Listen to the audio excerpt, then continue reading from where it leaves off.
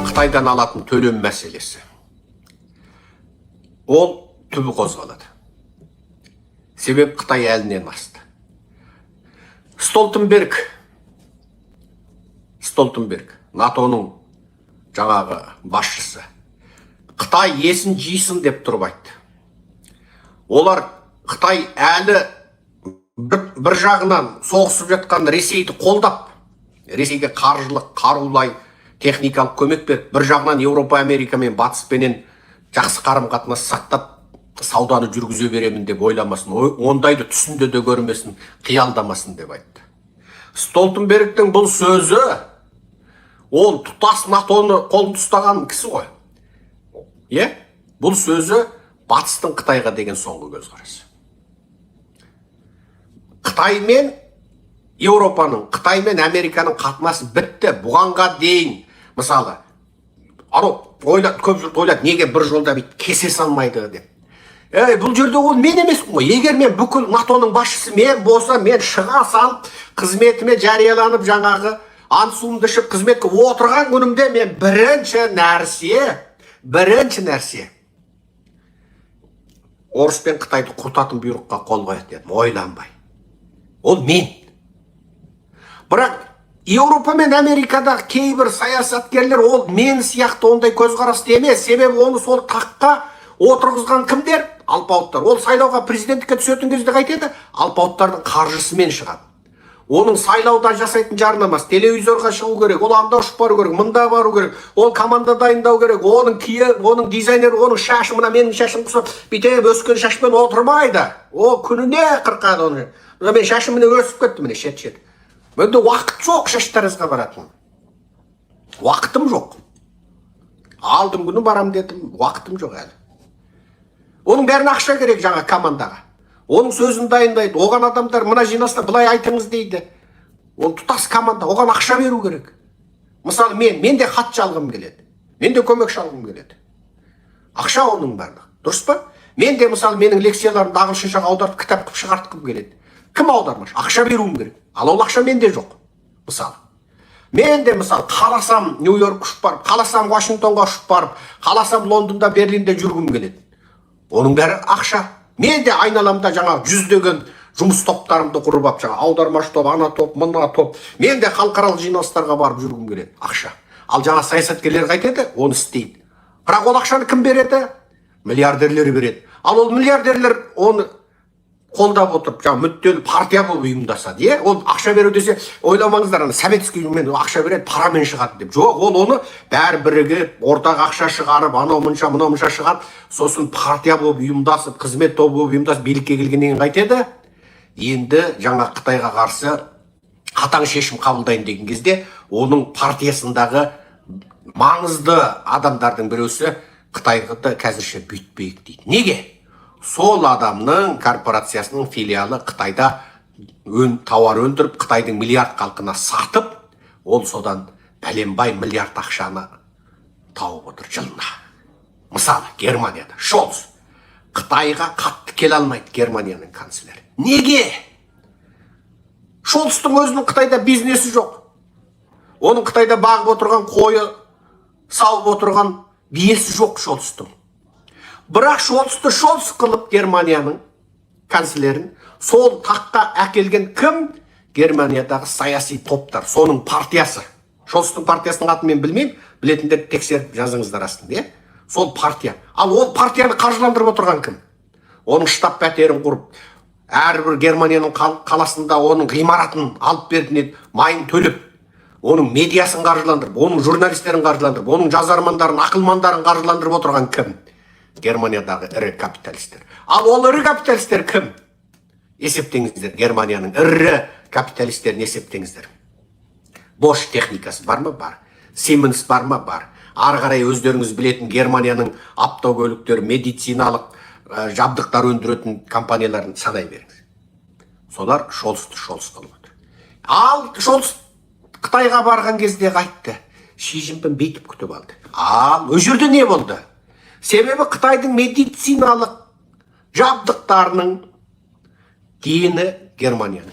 Германиядағы өндірушілер Қытайға сол жабдықтарды өндіртіп ақша алып отыр.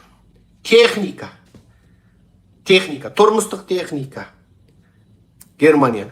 Олар Қытайдан пайда алып отыр. Миллиард халық олардың тұтынушысы, клиенті.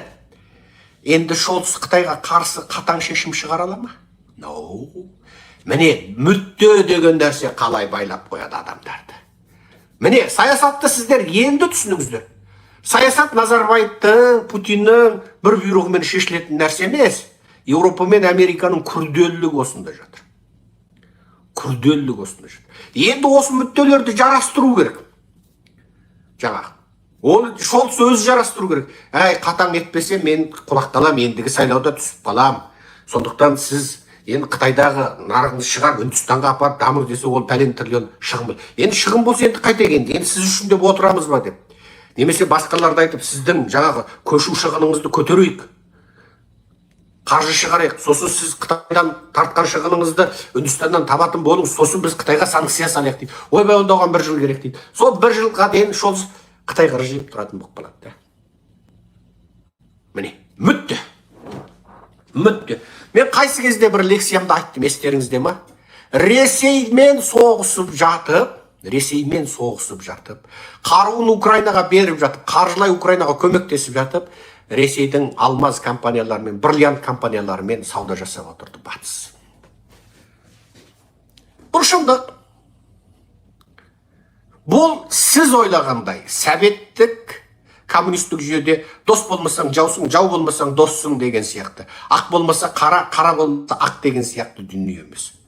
Жаратушы мына дүниені қандай реңмен жаратып қойды, қандай реңмен жаратып қойды. Тура сол сияқты ұқсамаған мүдделерде мына дүниеде толып тұр. Бірақ міне менің айтайын деген сөзім түйініне келдік. Дәл қазір НАТОның жиналысында өте пайдалы шешімдер жасалды. НАТОның жиналысында. Оның бәрі мен сіздерге аударып YouTube'тың коммунити бөлігінде салдым. Қазір соны шетінен қысқа оқып сіздерге жеткізейін. Біріншісі, destroying Russian tanks is just as a start for US artificial intelligence drone autopilot дейді. Әзір Америка дрондарды жасанды ақыл парасатпен өздігінен ұшатын, өздігінен өзін-өзі басқаратын деңгейге жеткізіп қойған. Және бұл дрондар әрқайсының құны өте арзан, бірнеше мың-ақ доллар.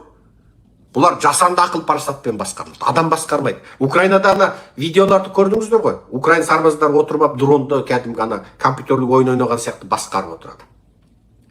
Бір дрон бар, камикадзе дрондары, мен енді оны қазақша аудардым, өлермен дрон деп.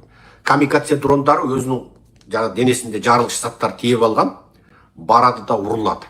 Оның үстінен басқа дрондар фактор ретінде оны түсіріп отырады. Немесе үстінен барлаушы ұшқыш ұшақтар оны түсіріп отырады. Енді қараңдар, қазір Америкада таңғажайып ғылыми жетістік Украинада іске асырылып жатыр. Ресейдің бәлем миллион доллар тұратын танкын, олардың бірнеше мың доллар тұратын және адам басқармайтын, жасанды ақыл парасат өзі басқаратын дрондары тасталған болып жатыр. Бұл бірінші жағымды жаңалық. Екінші жағымды жаңалық. Kiev can push Russia out of southern Ukraine if US lift this restriction on deep strike. Бұл Kiev Independent'ің хабары. Зеленский жарықтық жылап отырды.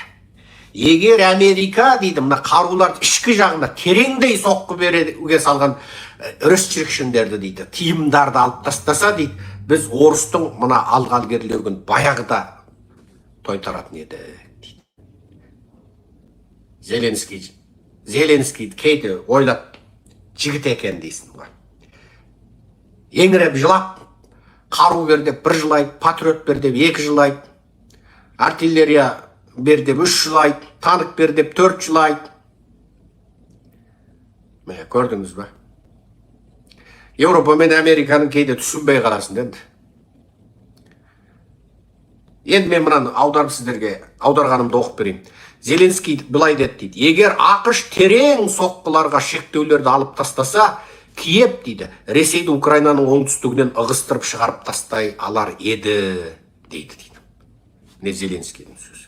Президент Владимир Зеленский 9 шілде күні Рональд Рейган институтында сөйлеген сөзінде ақш Украина күштеріне Ресейдегі және басып алынған Қырымдағы әскери нысандарға соққы беру үшін америкалық қаруды қолдануға рұқсат беруі керек деді. Рұқсат сұрап отыр, лицензия сұрап отыр. Зеленский Вашингтондағы НАТО саммиті Альянсының 75 жылдығын тойлауға арналған және Ресейдің Украинаға қарсы соғысына көп көңіл бөлетін 3 күндік конференция аясында мәлімдеме жасады. Барлық шектеулер алынып тасталғанда біз қанша нәрсеге қол жеткізе алатынымызды елестетіп көріңізші, деді Зеленский дейді. Қазіргі уақытта ақш саясаты Украина әскерлеріне ATACMS және ақштың басқа да ұзақ қашықтықтағы қаруларын Ресей территориясындағы нысанаға соққы беру үшін қолдануға жол бермейді. Қазіргі ақш ұзақ қашықтыққа ұшатын ATACMS-ті Зеленскийдің атуына жол бермей отыр. Осыны түсіндіңіз бе? Американың ұзақ қашықтыққа ұшатын ATACMS қаруын Зеленскийдің Ресейдің терең түкпірлеріне атуына, ірі қару-жарақ қоймаларына, анау іш жағындағы маңызды әскери нысандарға атуына жол бермей отыр. Міне, гәп қайда жатыр. Енді осыны сіздер қалай түсінесіздер? Мен бұны бұрын түсіндіріп қойдым. Қайталап айтпаймын. Сіздер қалай түсінесіздер? Сіздер өз беттеріңізбенен қалай түсінесіздер? Бұл жерде үлкен әңгіме бар. Мен кешегі лекциямның жалғасы ретінде осыны қайталай түсіндірейін. Америка мен Еуропа зұлымдық одағын бетіндегі бетперделерін жыртып, ашық алаңға шығуын күтіп отыр. Кім орысшақ, кімнің бүйрегі орысқа бұрады, кім күндіз Еуропа НАТОға жаңа қылмыңдап жымиып, доспыз, жақынбыз деп сауда жасап, ал түнде тапқан пайдасының жартысын Путинге апарып береді. Еуропа мен Америка соның бәрін білгісі келеді. Соның нәтижесі міне Путин Солтүстік Корейді соғысқа бастап кірді. Солтүстік Корей міне 20 мың инженерлік армиясын жіберіпті. Әр Корейдің құны $500 екен айына. Жылына $6,000 екен. Енді 20 мыңды 6 мыңға көбейтіңіздерші. 20 мыңды 6 мыңға көбейтіңіздер. $120 миллион ана Мешел балаға беріледі. Ол Мешел бала $120 миллион енді қалай шашады өзі біледі. Оның ішетін бір виносы француз, Италия виноларының біреусінің өзі жаңағы 20 мың, 30 мың доллар тұрады екен. Оның ана тағатын сағаты $1 миллион тұрады екен. Мешел баланы. Енді ойлай беріңіздер ары қарай. Қандай дүние. Енді бұл жерде Солтүстік Корей ешқашан соғыс көрген жоқ. Ол тек анда-санда Жапонның Оңтүстік Корейдің үстінен асып зымыран атады. Ол зымыранның біраз осы жуырда да бір атқан зымырандары сәтсіз болып кеңістікте жарылып кетті. Біз осындай сәтті түрде нысанаға дәл тигіздік деп оттағанда Оңтүстік Корея алды да өздерінің барлау жаңағы жабдықтарынан түсірген, спутниктен түсірген фото видеоларын жариялап, зымырандарың баратын жерде аспанның ар жағында жарылып кетті деп көрсетіп масқара қылып отыр. Оның көптеген технологиялар жетіспейді. Бірақ ол зұлым бүкіл халқын аш-жалаңаш ұстап, ішпей жемей әскери дайындық жасаған. Міне бір Солтүстік Корейдің құрттай мемлекет өзі Ресейге бергенде бүкіл Еуропа беретін снарядтан 10 есе артық снаряд берген. Бүкіл Еуропа бірігіп Украинаға берген снаряд 500 миллион болса, олар 5 миллион снаряд беріп тастаған.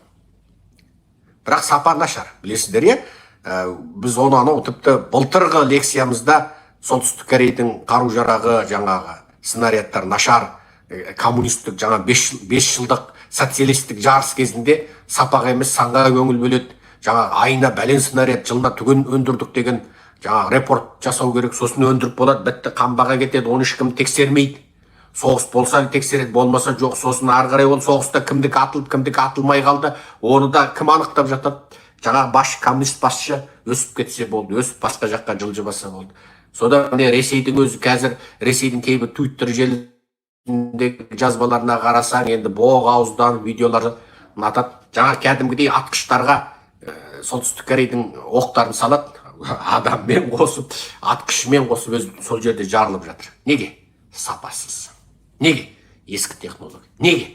Советтің ескі технологиясы. Неге? Оны сол совет кезінде салып берген ескі цехтарда, ескі станоктарменен солтүстік Корейдің халқы жасаған. Міне. Ал қазір солтүстік Корея мысалы соғысқа кірді. Енді оның арты не болады? Украина тараптан әлі мысалы тұтқынға түскен солтүстік Корея жоқ. Немесе міне мына солтүстік Корейлік деп беті жалпиған, көзі сығырайған бір кәрістің мәйітін көрсеткен жоқ әлі. Олар шынында орыстар айтқандай, сол жаңа қираған қалаларды жөндеумен айналысамай, әзірше белгісіз. Бірақ солтүстік Корея қалай болмасын алғы шепте әскери майдан көруге әскерін жібереді. Ол шартсыз. Себебі оған соғыс көрген әскер керек. Ол оңтүстік Корейді осыдан біраз бұрын қайтты, өздерінің конституциясында өз конституциясын өзгертіп, бұрынғы солтүстік Корейдің ата заңында оңтүстік Кореямен бейбіт бірлесу деген бап бар болған. Оңтүстік Кореяменен бейбіт бірлесу, отанның тұтастығын бейбіт жолмен жүзеге асыру, екі Корей бірігіп бір Корей болу деген бап бар болған. Осыны мына Мешел бала алып тастады біраз уақыт бұрын. Сөйтті де оңтүстік Корей, солтүстік Корей республикасының жаңағы нағыз жау деген бап енгізді. Бітті, енді бірігу деген сөз жоқ, тек соғыс. Тек соғыс. Осыдан ойлауға болады, әлемдік қару-жарақ нарығында алдыңғы ондыққа кіретін оңтүстік Корей енді Украинаға көмекті бастады. Бұл Украина үшін пайдалы болды. Енді оңтүстік Корей Украинаға көмектесіп, солтүстік Корей Ресейге көмектеседі. Мүмкін енді оңтүстік Корейдің өзі де бәленбай мың әскерін жіберіп майдан көрсін деуі мүмкін. Неге? Ертең соғыс бола қалса, енді оңтүстік Корейдің жігіттерінің қандай екенін кинолардан, клиптерден көрген боларсыздар, е? Ана оңтүстік Корейдің жігіттерін енді ана қылықтарын көріп құсасың. Құсқың келеді енді. Қыз құсап кеткен бе, бір бәле енді. Бір бәле, біздің әгі 91 беді, бір бәле, құлақтарын сырға тағатын бәлелер, кім еді? Қазақтар. Мен өмір тыңдаған жоқпын. 91 беді, немене еді? Ана бір Монғолиядан келген бір қысық көз жігіт. Кім еді? Аты бірдеңе деген білмеймін. Сонан бір Жамбылдың бір қара жігіттері бар. Содан бір топ құрды ғой. Топ құрып сөйді. Солар сол Корейгелік дейді. Мен Монғолияда болдым, 2011 жылы Улан-Баторда болдым, Қарақұрымда болдым. Сонда енді бүкіл Монғол Корейгелік дейді екен. Бірақ Монғолдың жігіттерінде енді дене бар ғой, тұлға бар жаңағы, сүйек бар, бой бар жаңағы, еркектік бар да. Бірақ сонысына қарамай ән айтатын жіңішке анау мынау жаңағы қыз текелеу деген сияқты. Сондайлар сол Корейгелікте өз назданып қарап көзін сүзе ма, жаңағы бір тұям әйтеу енді еркек адам жасамайтын қылықтарды жасап, енді құсқыңды келтіреді екен. Оңтүстік Корейдің енді клиптерін көрсеңіздер, енді тойып ап көрмеңіздер, ашқарында көрсеңіздер болады енді.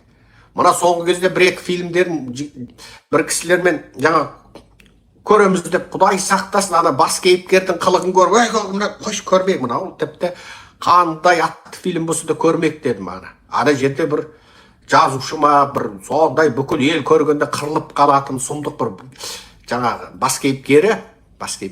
Енді сұмдық енді, ананың қылығы енді қазақта ең назды, ең қылықты деген қатынның өзі ондай қылықтанбайды. Анау еркек басымен сөйтіп қылықтанып, назданып, өзі енді бірдеңе бап тұр ғой, жиркенесін енді. Енді сол оңтүстік Корея енді сол қаның қыз текенің ар жақ бер жағында сондай болып қалған енді еркектерін енді Украин жеріне жіберуі мүмкін енді. Украин жеріне жіберуі мүмкін. Содан олар қан көріп, майдан көріп, от пен өрттің ортасынан шығып, сосын ертең солтүстік Корей өздеріне шабуыл жасайтындай болса, соған сақадай сай тұратындай болуы мүмкін. Міне, енді халықаралық геосаясатта енді осындай өзгеріс болып жатыр енді. Бұл да әрбірден кейін Путин әне жеңем, міне жеңем, әне жеңем, міне жеңем деген осы Путинді дәмелендіріп отыр да. Анау әгі аш қасқыр сияқты, аш және кәрі қасқыр бар ғой жаңағы. Дәу жуан қошқарды бас салайын десе шамасы жетпейтін құсап, содан дәмеленіп жаңағы артынан еріп отырған сияқты. Бұл пақырда әне жеңем, міне Қырымда әне алам, міне алам, міне Киевті әне алам, міне алам деп үміттеніп отыр. Енді ана Корейді алып келді. Енді Қытай Беларусьта әскери жаттығу өткізіп жатыр. Беларусь деген ол Ресей, белбасы Лукашенко, ол Путиннің енді нақ тесік құлақты таңбалы құлы. Енді бұл жерде мынандай бір әңгіме туды. мынандай бір әңгіме туды. Бірден неге қаруды бер, бірден Кремльді тасталқан қылмады ма дейді. Мен оған жауап беріп қойдым. Егер мен НАТОның басшысы болсам, егер мен Американың президенті болсам, солай істеуі мүмкін еді. Бірақ оларда мүдделі топтар бар. Айттым ғой жаңағындай, мүдделі топтар бар. Мен Шолцты мысалға келтіре отырып айттым, Германияның канцлеріне сондай мүдделі топтар бар. Яғни олар олай істей алмайды. Көрдіңіздер ма? Көрдіңіздер ма? Енді қара. Қазір жаңағы Heritage Foundation'ның шешімін кеше шығарып бүгін Американың спикері мынандай әңгіме айтты. Осыдан ақ бұл Американың жаңағы таңғажайып несін мойындайсың да. Американың мен спикерінің сөзін сіздерге оқып бере салайын. Әлгінде ғана жариялап едім. Осы таңертең кофемді ішіп отырып жариялағам. Міне 4 сағат бұрын таңертең кофемді ішіп отырып жариялағам. Speaker Johnson preparing legislative package to combat China-led axis дейді. Бұл спикер Джонсон. Білесіздер я, спикер Джонсон біраз Америкада кәдімгідей спикер деген анау мынау емес қой, е? Міне. Көрдіңіздер ма? Бұның сөзі мынау. Мен былай жаздым оны. Жаңа кофемді ішіп отырып былай жаздым. Мынау аса ірі тарихи атау. Спикер былай деп айтты. Қытай бастаған Axis дейді. China-led Axis дейді. Қытай бастаған Axis деген атауды тұңғыш рет қолданды. Бұл Axis сөзі екінші дүниежүзілік соғыс кезіндегі Германия бастаған Германия-Италия, Рим-Берлин одағының, яғни Рим-Берлин одағының негізінде артынан оған Жапония қосылған үштікті, фашистік үштікті, нацистік үштікті сол заманда Axis деп атаған. Көрдіңіз ба? Міне. Енді бұлар қазір China-led Axis дейді. Қытай бастаған одақ дейді. Бұл одақ не дейді? Ресей, Қытай, Иран. Ал тура осы Қытай бастаған одақ деп отырған бұл сөзде бұған екінші дүниежүзілік соғыстағы Германия бастаған, Германия, Италия, Жапония үштігіне тағылған Axis деген сөзді, өс деген сөзді қолдану Американың білдей бір спикер Джонсонның аузынан шығуы енді Қытай мың жерінен жасырып жауып, біз нейтралмыз, біз тек Ресейге тұрмыстық техника, бытовой техника сатып жатырмыз, сендер біздің Ресеймен қалыпты саудамызға қызғанышпен қарамаңдар деген әңгімесінің бәрін тасталған отыр. Бұлар енді не айтып отыр? Міне, China-led Axis деген сөзді қолдану арқылы бүгінгі Қытай, Ресей, Иран тура екінші дүниежүзілік соғыстағы Германия, Италия, Жапония деп отыр.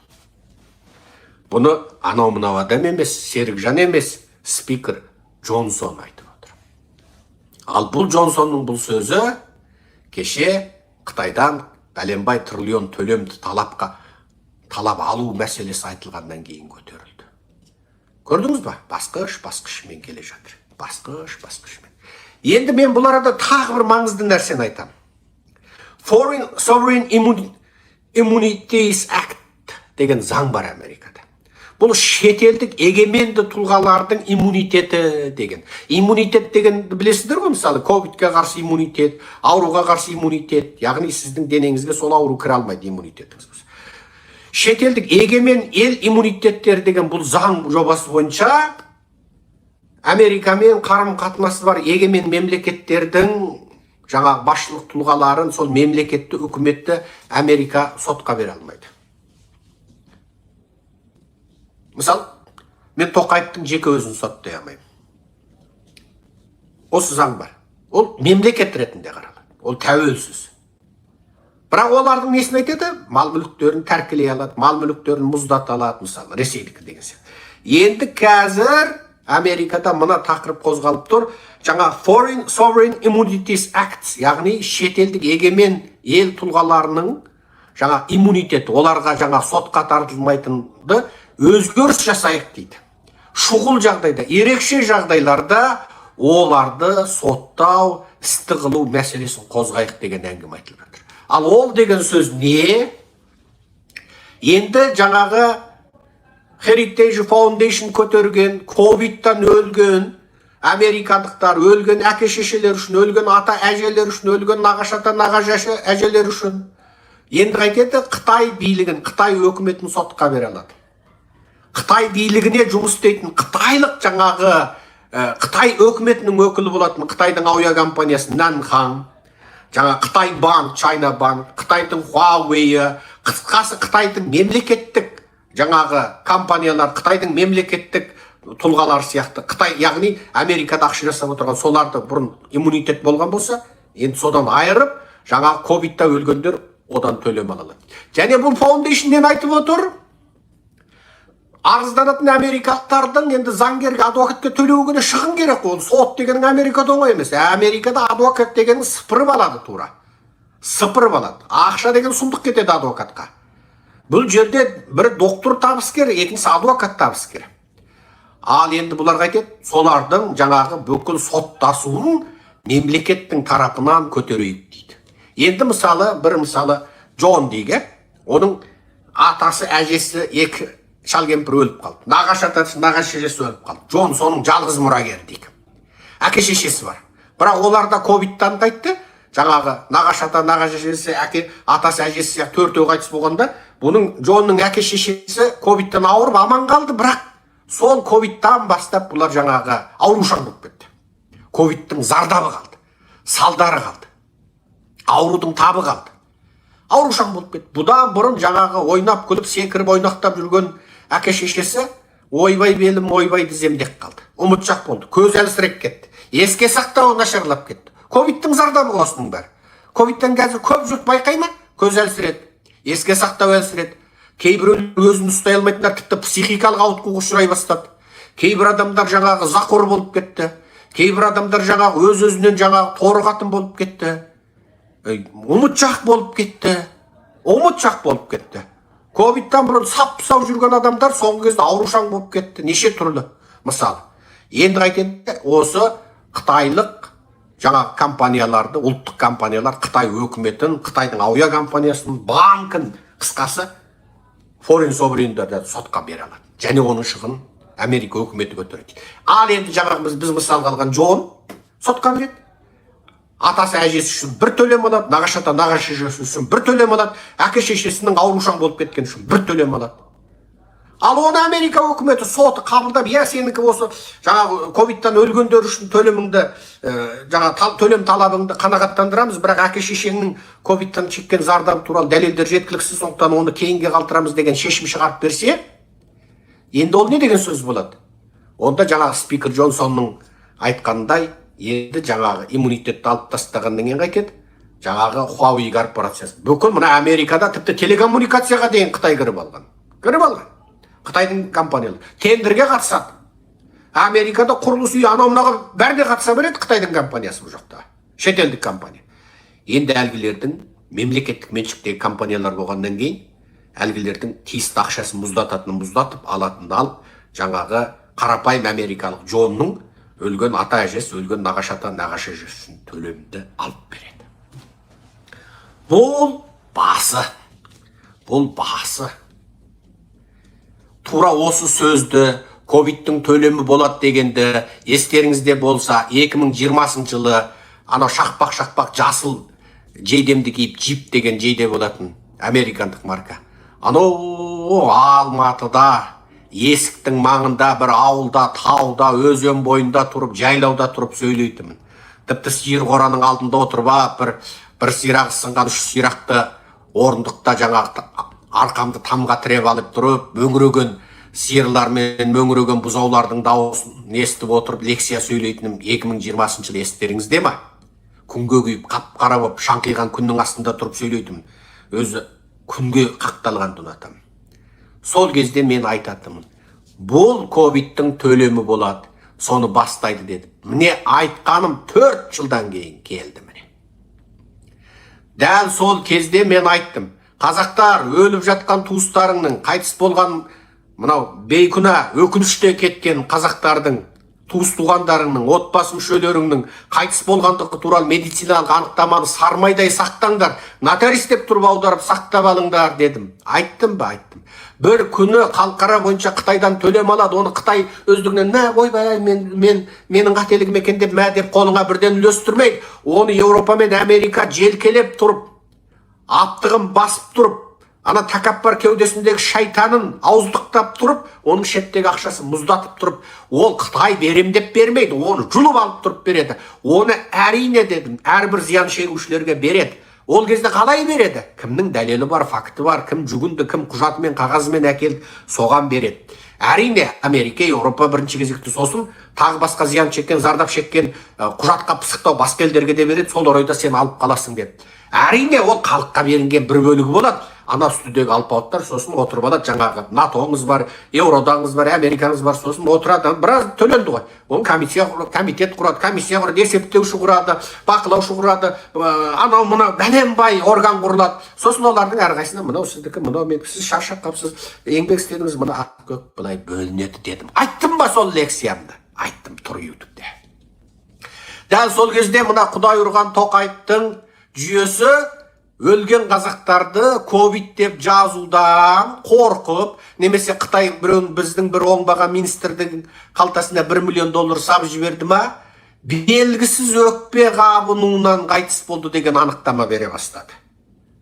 Ковид емес, өліп жатты қазақтар, қынадай қырылып қалды. Белгісіз өкпе қабынуынан өлді деді. Белгісіз бірдеңеде орысша не дейді өкпе қабыну деген? Не дейді? Осылардың тілін үйренбеппін атаған әлет. Сөйтіп справка бере бастады. Көрдіңіз ба? Сол кезде мен дабыл қақтым. Атаған әлет Құдай ұрған. Оңбағандар. Қайнатасының атын атай алмаған келін құсап бүгежектеп. Сендер немене мынаны ковид демей белгісіз өкпе қабыну дедіңдер, арысыздар. Қайдан ондай ауру? Дедім. Әзілдеп тұрып айттым. Сол лекция естеріңізде ма? Міне пневмон, сол қысқасы сол. Баяғыда біздің бір мұғаліміз сол мен құсап, жаңағы мен мына орыстікіне тілім келмеген сияқты, ол кісінің қытайшаға тілі келмейді, өзі Қытайдың қазақ. Содан жаңа жың-чұңгүң, ши-қуан-күң, ши-хуан-күң, анау-күң, мына-күң деген кейіңді. Болды, сол күң дейсаңдаршы деп, тарих сабағын өткенде сөйтіп сөйлейтін болған. Қытайдың аттарына тілі келмейтін тарихта. Соғысып мен. Енді сол кезде мен бүйтіп айттым. Атасының атын атай алмай, атын тергеп айтқан ибалы келін құсап, ковидтан, коронавирустан өлгенін жасырып, жер бетінде жоқ тың тергеген аттауып, белгісіз өкпе қабыну дегенді қайдан таптыңдар оңбаған сұмырайлар деп тұрып сөйледім. Баяғыда бір келін түсіпті деп тұрып, әзілдеп тұрып айттым. Содан үйіне кіріп, күйеуіне айтыпты. Жаңа демалып жатқан күйеуіне, ойбай, жаңаға, отағасы, орныңыздан тұрыңыз. Жаныманы алып, білемеге білеп жіберіп, сылдыраманың ар жағындағы, сарқыраманың бер жағында бара қалыңыз. Ой, не болды десе айтады дейді. Сылдыраманың ар жағында, сарқыраманың бер жағында маңыраманы ұлымалар тамақтағалы жатыр дейді ғой. Көрдіңіз ба? Маңыраманы ұлымалар тамақтағалы жатыр дейді.